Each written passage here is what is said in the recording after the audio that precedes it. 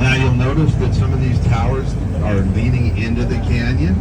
That's because there are minerals in the canyon walls that can interfere with the transmission of the electricity. So they lean out the towers so that the cables do not touch the cliff walls.